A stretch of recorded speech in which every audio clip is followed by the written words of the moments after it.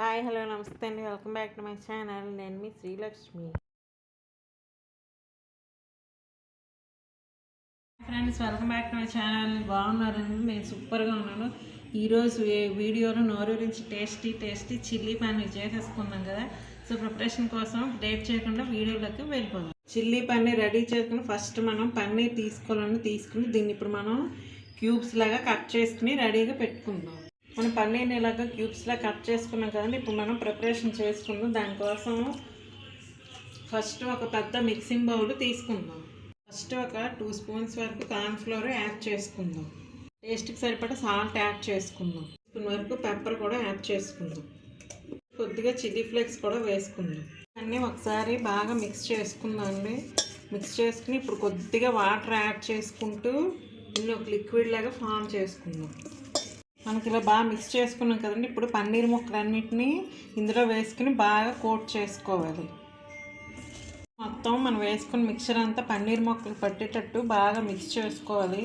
నిదానంగా కలుపుకోవాలంటే, లేదంటే మనకి పన్నీర్ పీసెస్ అనేవి బ్రేక్ అయ్యే ఛాన్స్ ఉంటుంది. కాబట్టి స్లోగా కలుపుకొని మొత్తం పన్నీర్ పీస్ అంతటికి కోట్ అయ్యేటట్టు చూసుకోవాలి. స్టవ్ ఆన్ చేసుకుని ప్యాన్ పెట్టుకుని ఆయిల్ పెట్టుకోవాలండి. ఎందుకంటే ఈ ఆయిల్లో మనం ఆల్రెడీ కోట్ చేసుకుని పన్నీర్ పీసెస్ వేసి బాగా మంచి కలర్ వచ్చే వరకు ఫ్రై చేసుకోవాలి. ఆయిల్ హీట్ ఎక్కింది కదండి. ఇప్పుడు మన పన్నీర్ పీసెస్ ఇందులో వేసుకుని బాగా ఫ్రై చేసుకుందాం.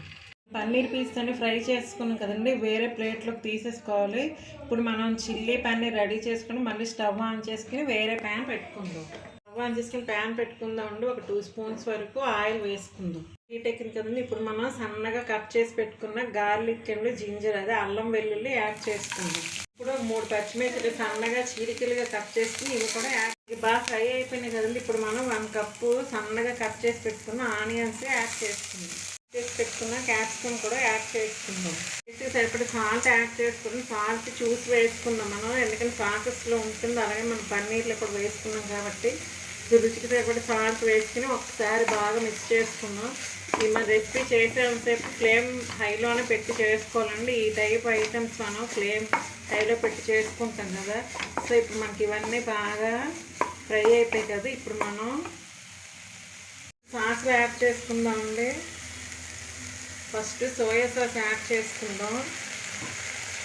నెక్స్ట్ చిల్లీ సాస్ యాడ్ చేసుకుందాం. నెక్స్ట్ ఇప్పుడు మనం టమాటా సాస్ యాడ్ చేసుకుందాం. 1 స్పూను కార్న్ఫ్లోర్ వాటర్లో డైల్యూట్ చేసుకుని యాడ్ చేసుకోవాలండి. ఇప్పుడు మళ్ళీ ఒకసారి వీటన్నిటిని బాగా ఫ్రై చేసుకుందాం. నెక్స్ట్ మనం ఆల్రెడీ ఫ్రై చేసి పెట్టుకున్న పన్నీర్ పీస్ అన్నిటిని ఇందులో యాడ్ చేసుకుని బాగా మిక్స్ చేసుకుందాం. బాగా కట్ చేసి పెట్టుకున్న స్ప్రింగ్ ఆనియన్స్ కూడా యాడ్ చేసుకుందాం. కొత్తిమీర కూడా యాడ్ చేసుకుందాం అండి. ఇప్పుడు మళ్ళీ బాగా మిక్స్ చేసుకుందాం. అంతేనండి, ఎంతో టేస్టీ అయినా చిల్లీ పన్నీర్ రెడీ అయిపోయినట్టే.